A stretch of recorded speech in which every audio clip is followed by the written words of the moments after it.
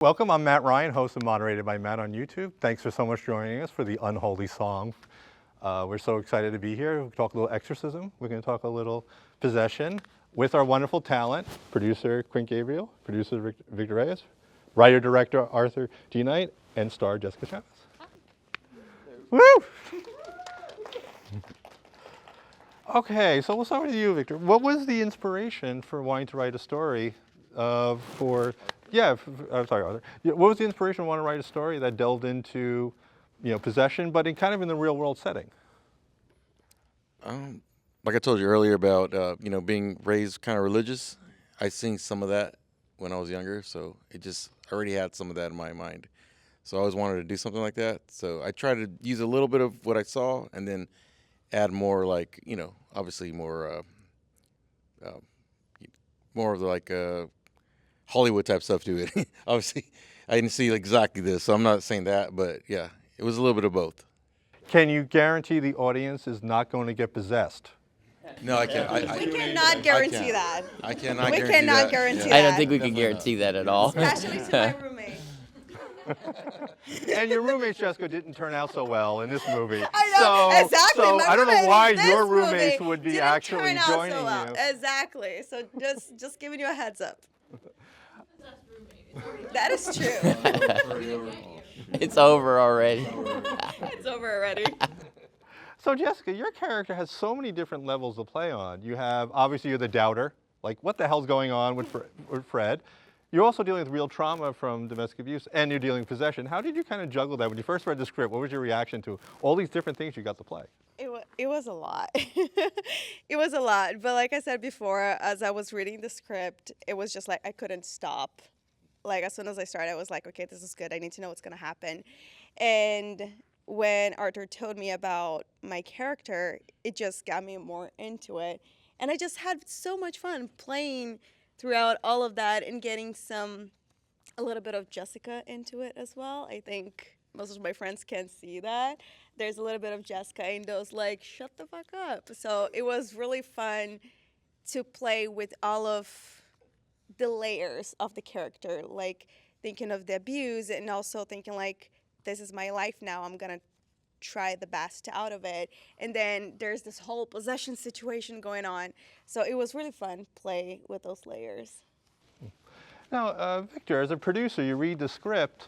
What was your initial reactions? Like, oh, I love the script, but the anxiety is like, I've got to actually make this movie. Yeah.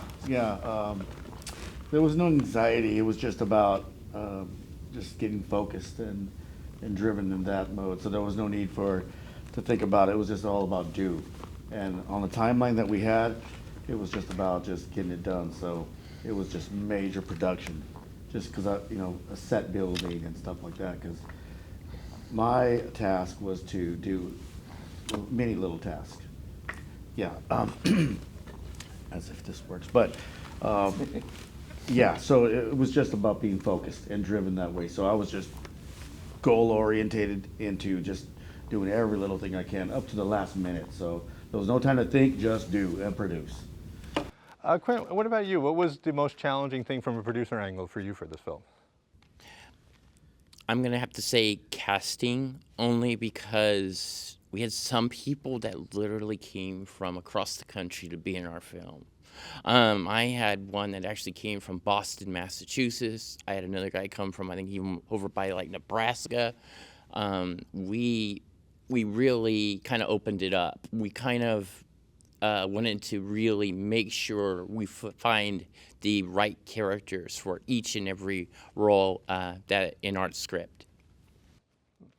Now, Arthur, I was interested about casting Christopher playing Terrence, which was a really wonderful part. He had a complex role. He had all central relationships, his wife in the past, the witch, Jessica too.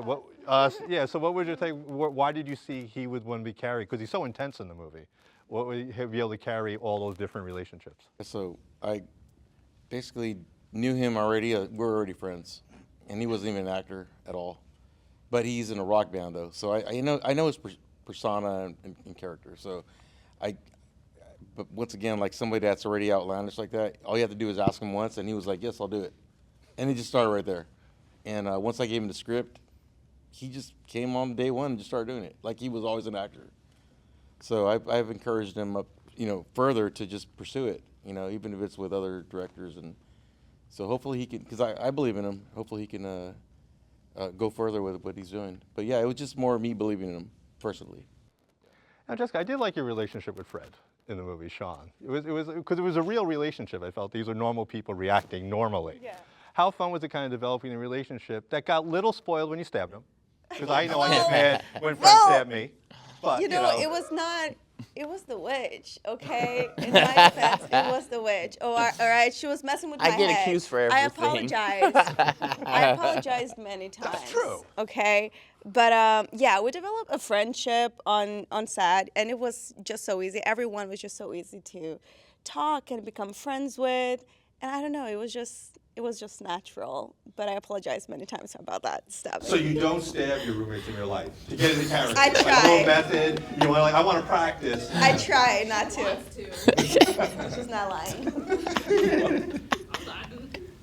Okay, so Quint, one big challenge is casting, obviously. Yes. I did a lot of research to prepare for the Q&A, and I heard you wanted a character that actually was possessed and a real witch to play the witch. Well, How did you land on the person you casted who had obviously experience as being really possessed and, and a witch? are we trying to make me feel a little bit? Or what we do? No. You went after a real possession. Basically, I went after somebody that could take the actual character and, build upon what, Art wrote, which was, exorcism from the Bible, and just maybe be able to handle with the mannerisms, the way the character moved, and me coming from haunted houses and scaring people and a 2-time actor of the year, it just came like in the sense of like, oh, let's go ahead and let's just use Matt. And then I spoke with Art about it, and Art was like, yep, you got it. And from there, I kind of studied the character. I worked with Art on it. And at the end of the day, I think it scared the shit out of people. And that's all that matters. So Arthur, one other thing, we're going to talk a little screenwriting for a moment. One of my favorite aspects of your script was using the flashbacks to propel the story forward, tying especially the relationship with the husband and wife, Terrence and the wife, and tying it to the future, but setting up the possession. What was your process of kind of writing that to kind of give the story, levels of time and, space? Yeah, so my main challenge was where I'm going to put the flashbacks at.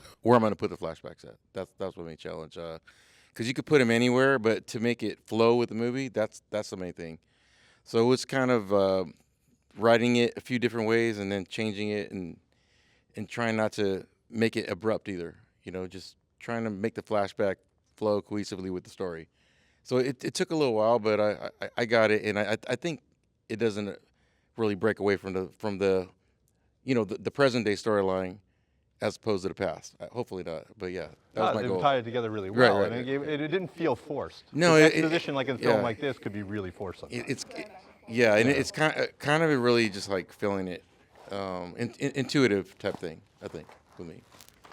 Now, Victor, you one of the co-producers is Eric Parkinson's, who that played the wonderful priest. What did he bring to the team as a producer, as a collaborator? Oh yeah, Eric was he was a real gem. Not only he played a lot of roles too, but playing Father Bernard, that was just a beaut. He just delivered so much for us. When it was his turn, right on cue, he would just be spot on, just beautiful. He gave a real theatrical presence. He gave a really solid performance. We were just all moved by it. So it brought a lot to the team. It just brought us all together. And Arthur, for you, the great dive bar scene, because that's where I figure exorcisms belong. This is the bar scene. How fun was working with Eric and kind of creating a new locale? I have not seen a bar exorcism before. Yeah, and that was Eric's intro, also, kind of. Yeah. I didn't know, because I knew it hadn't happened before, unless there's another movie that has that. But I was just hoping that it all worked out right. We were trying to find the right bar, and I had quite a few in mind, but that's the one I chose. I think it was a good choice. Now, Jessica, one of your most powerful scenes was the scene where you abused and dragged on the floor. You face your actual domestic abuser. How did you approach that such a dramatic scene with your castmate? With lots of bruises on my knees. That's how. It was a lot. It was very intense when we got to that scene, and I did not expect to do the scene so many times. But it kind of. You guys are laughing because you're. Do you mind if I add that she literally had bruises all over her legs? When I and say on that bruises scene? on my knees, it's literal. It's literal. I only thought about it in retrospect. I never had to crawl so much in my life, but it was a very intense scene, and going from being scared and being in that situation where like, oh my God, my life that whole chaotic past that I have just came right here at this moment where everything is even more chaotic. What am I gonna do? And then jumping into being like, I'm gonna fight for my life was a very fun transition. And yeah, doing that scene was. Would you do it all over again, though? I would do it all Okay. over again, All right. actually. There we go. Honestly, I would put my knees into that all over again for Hey, sure. Art, Thank did you. you give the tidbit of we shot this actually literally on Friday the 13th and ended it right on the our start day was Oh, Friday yeah. the 13th, and our 31st. finish day was October. Yeah, no, for real. We started on a Friday the Just by- 13th and finished on October the 31st. They kept scaring me with those crosses all the time. Flipping it upside down. Yeah, flipping it That's the upside whole down. I point. would literally enter the room and find a cross upside down, and there was absolutely no one in the room. They were really trying to scare the shit out of No me. one did that, by the way. That just happened. Yeah, oh yeah. We didn't do it. So Quint, I know sibling relationships are hard. We all have siblings. Who hasn't hit their sibling with a baseball bat or poured scalding hot water or killed them and turned them into a demon? We've all done it. How all fun been was there. shooting that sequence, where you torment your brother?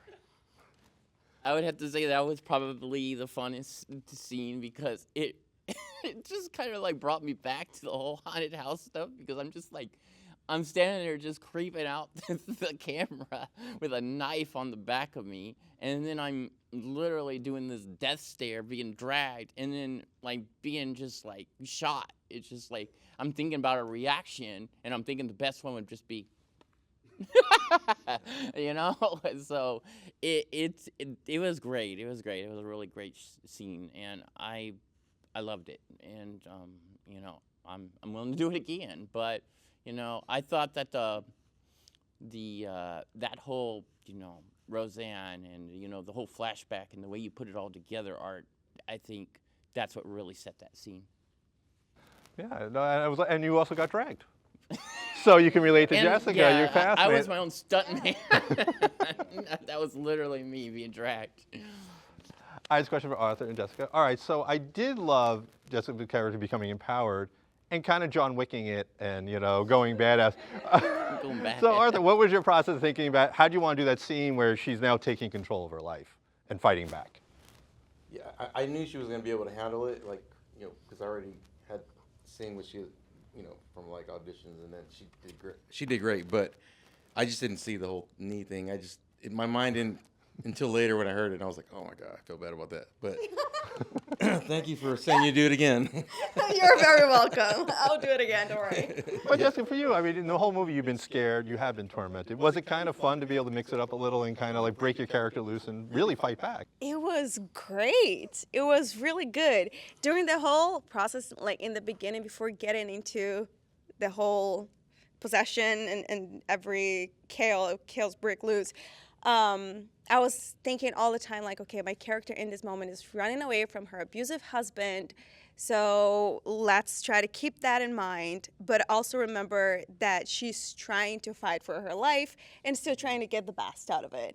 So how can we bring that into it? And that's where all like some bits of fun part come into it that I got to play with, and then really makes that transition into like, I'm scared, but I'm also gonna do what is right. That's why I believe Viv being like, we did this, we gotta fix this. It is so powerful to go through that. Yeah, and I like the fact that you were willing to risk your life at the end. I know, know, right? that was I am so proud of her. Yeah. I am so proud of her for that. And you pushed Fred a little. Like, Yeah, you know, like you encouraged him a little. Honestly, the fact that Viv is being more brave than Fred says something, you know? It's like You girl did power. stab him, though, to be fair. Okay, that was the witch, all right? She was messing with her head. I apologize for that. It I've was tried like- that excuse. It doesn't work. The witch. I tried. Okay, it was a complicated situation. Okay. All right, Victor and Quint. Now, obviously, the film comes down to the end, where you finally get to reveal, you know, the witch in full form. But you have the makeup effects, you have fire, you have a lot. What went in the process of producing, putting that together? Because that you really need that scene, obviously, for the you know, put a button on the film. Well, we'd have to give a lot of our credit to John McKellen because he actually kind of helped us, you know, really bring that scene alive. That scene was already just amazingly done, but one of our special effects persons actually took it to a whole nother level. So I'm really proud of the way it turned out, and I think that next level that we created for the final product looks amazing. Yeah, I could reiterate with that. That's just it was a collection of all of our efforts, and it just transferred to the screen, you know. Now, Arthur, how did you work with your DP on that, Ian, the wonderful Ian, to kind of create that scene? Because that was very tough, intimate, a lot of intimate shots. I'm assuming steady cam. Honestly, I thought I was going to catch on fire. So, Arthur, what was your thoughts on that? Yeah, no, it was hard because, you know, we were missing a lot of parts. So we had to, like for instance, I did the set dressing. I did even some of the what the character should wear and all that. So I was doing a lot of things, and so me and him had to really like work together as far as like knowing there's a lot of elements that aren't there, and still make it happen. And then sometimes do a little longer days than we're supposed to, and do that. You know, just make it happen, even if it's like another hour or something like that. You know, things like that. It was hard. But we're shooting indie movies, and we just made it happen. I would have to say that we had some So- really good angles, and we had a really good steady cam and cinematography. I would say just too, everybody and that helps a stuck lot. in there and made it happen. You know, I'm appreciative. And me and Ian working together. I think we were strong together, and everybody that came along with it. You know, a lot more people. So what was more difficult from a special effects standpoint, doing the special effects or finding a tape recorder? Oh yeah, I know. So I couldn't. 'Cause they find are it- extinct. I couldn't find a vintage tape recorder, so I found a new tape recorder that was vintage style. But it ended up having a USB plug in it that I didn't see till later. So if you really like zoom in on it, you'll see a USB on it. Wow, Yeah, that's impressive. that's a little. That's an Easter egg thing Easter that we egg, can yeah, do in the yeah. Blu-ray. Easter egg we couldn't find. If you want to zoom in on it, you'll see it, and you're gonna be like, "Oh, that's not from like 1984 or something like that." Yeah. Now, Jessica, I'm hoping for a sequel. I want to know I'm more. hoping so too. I mean, they left it open for it. So my question is, so your character's now emboldened, more powerful, but at the same time, do you maybe on the sequel want to play a little like I can be possessed and have some fun makeup? Like how do you? 100%. Are you kidding me? I would love to be possessed and play devil for a little bit. But I like the idea of her still being like, we did this, we have to fix it, and still keeping like that strength, you know? But I would love to be possessed and maybe kill someone. I think that would be fun. I mean, I already kind of killed one. You Helped. killed the 10 Yeah, people. I killed the girls and helped kill the guy. So, well, I would love to kill someone else. Who knows? To be fair, I do recommend not having 10 people live in people's backyards. You are asking for trouble. Right? You know, I Right? mean, that's gonna happen. I know. Like it's something that has to happen. So I'm glad I was there to save the day. Now, Quint, you've actually been in makeup. Do you agree that you're excited about maybe doing more makeup, or you know? I'm ready for the second one.